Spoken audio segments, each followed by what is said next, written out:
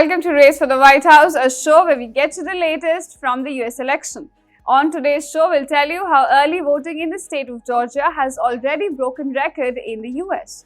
Now also on the show, we'll tell you about Donald Trump's secret weapon to secure Gen Z votes. All of this and much more, so let's get started.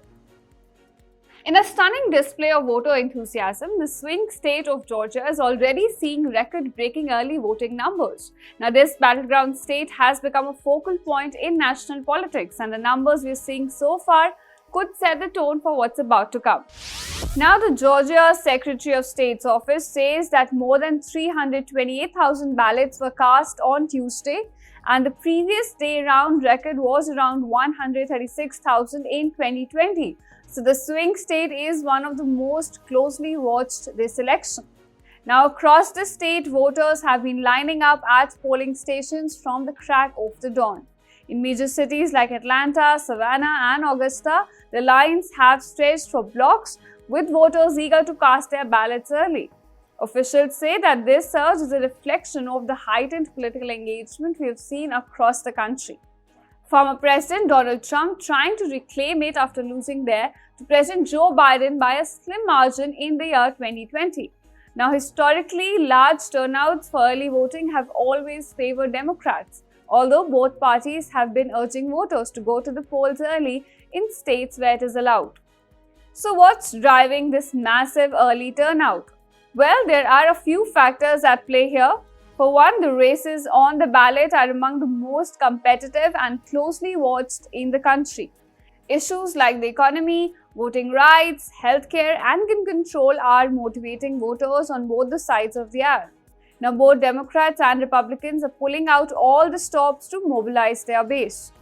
Campaign rallies, political ads, and get-out-the-vote efforts have intensified as candidates battle for every last vote in the final weeks. Now the question is, who will emerge victorious in a state that has become a symbol of America's shifting political landscape? Well, Harris supporters were quick to declare Tuesday a win for the Democratic candidate, repeating that early votes outnumber the margin by which Biden won the state 4 years ago. However, you should know that a recent poll by New York Times shows Harris polling at lower levels than Biden did in the year 2020. Meanwhile, state judges are also scrutinizing a number of new rules passed by the Trump-backed Republican majority on the state election board. Democrats warn that this could inject post-election chaos in Georgia. But for now, one thing is certain: voters of Georgia are fired up, and the impact of their participation will be felt across the nation.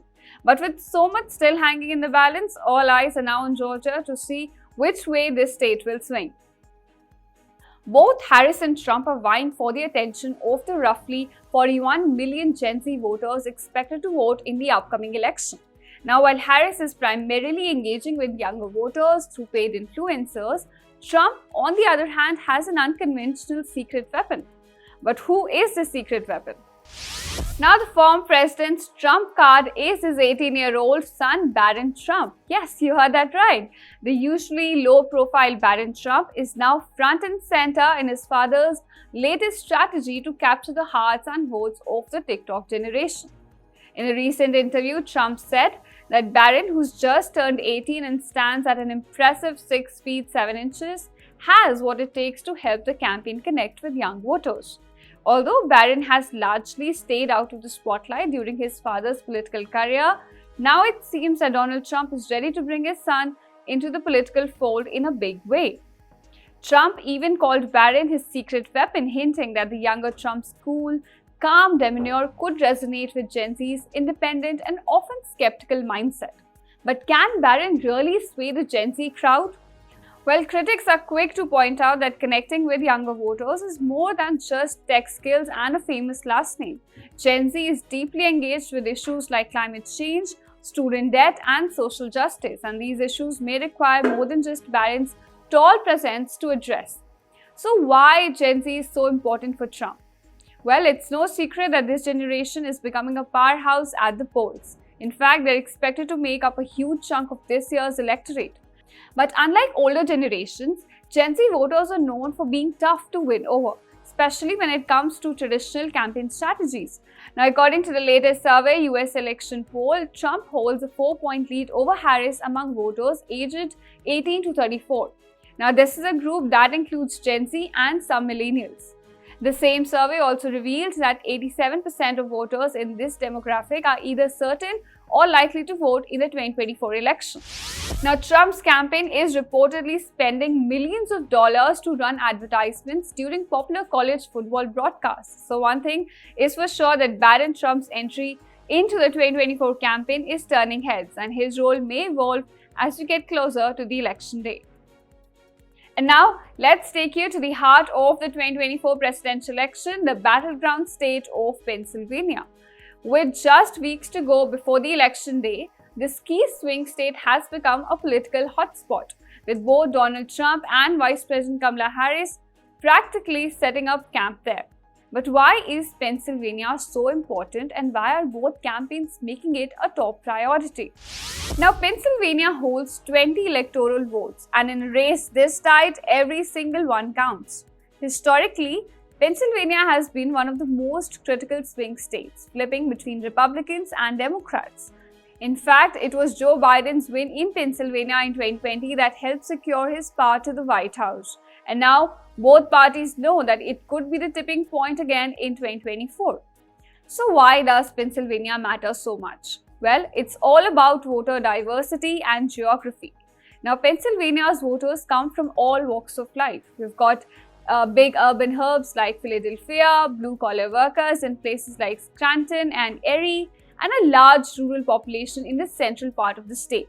Now, each of these groups bring its own priorities and concerns, making Pennsylvania a true political battleground where every vote matters. And that's why you have seen Kamala Harris and Donald Trump spending so much time here. From Pittsburgh to Philadelphia, both are hitting the campaign trail hard, knowing that the road to victory could run right through the Keystone State. And let's not forget that the state is known for having some of the most competitive races in the country. In 2020, Biden won Pennsylvania by just 1.2 percentage points, a razor-thin margin, and the stakes are just as high this time around. And what makes Pennsylvania even more fascinating is how issues resonate differently across the state. In the urban centers, it's all about racial justice, climate change, and student debt relief, while in more rural and working-class areas, voters are focused on job security, the economy, and energy policy. It's a political puzzle that both campaigns are trying to solve. For the Democrats, Pennsylvania is seen as a must-win state. Harris is leading the charge, and she's been focusing on issues like reproductive rights, healthcare, and education reform. Meanwhile, Trump is pulling out all the stops in Pennsylvania, trying to rally the same coalition that helped him win the state in 2016. His message: the economy, energy independence, and law and order. So with both campaigns investing heavily in the state, it's clear that Pennsylvania could be the decider once again. So as we count down to the election day, we expect a lot more from both the candidates in the key state.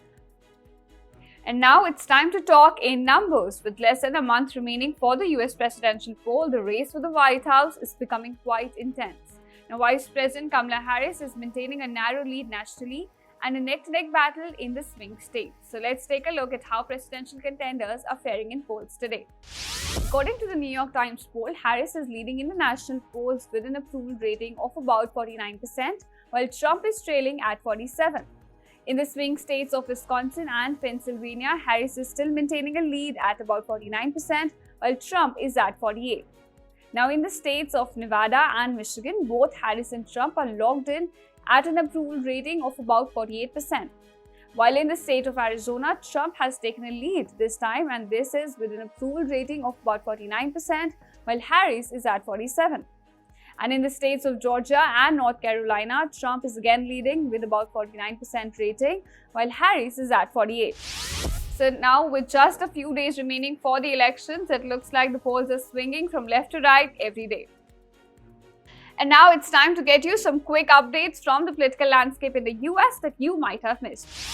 First up, Kamala Harris is facing accusations of plagiarism in her first book, Smart on Crime. Author and activist Christopher Rufo alleges that several passages from Harris's 2009 book were lifted from Wikipedia and other sources without proper attribution. Now, Rufo's findings are based on an investigation by Stephen Weber, an Austrian academic known for exposing plagiarism. Next up, reports suggest that Tim Walz will be hitting the campaign trail with Barack Obama and Bill Clinton.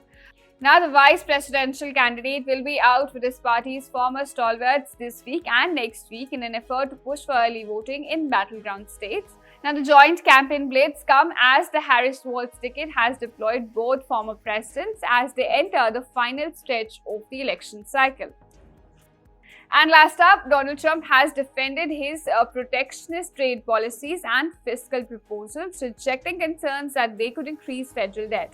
Now, Trump argued that his trade policies, which include steep tariffs on goods from both rivals like China and allies like European Union, would boost American manufacturing. However, some trade experts have argued that these tariffs could damage the US economy and drive up consumer prices.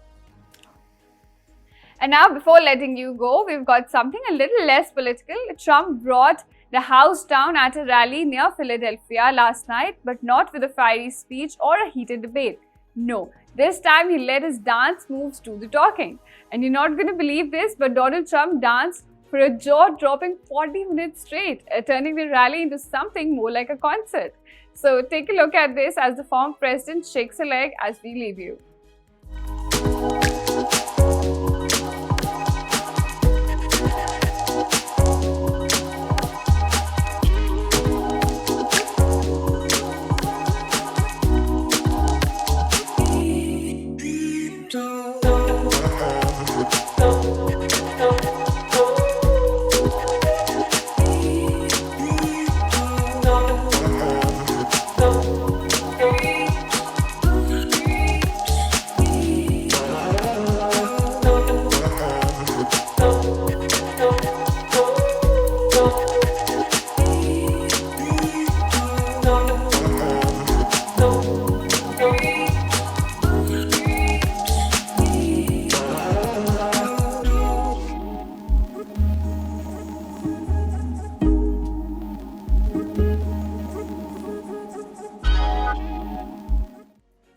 Well, that's all we have for you in this edition of Race for the White House. Stay tuned to India Today Global for more updates on US elections.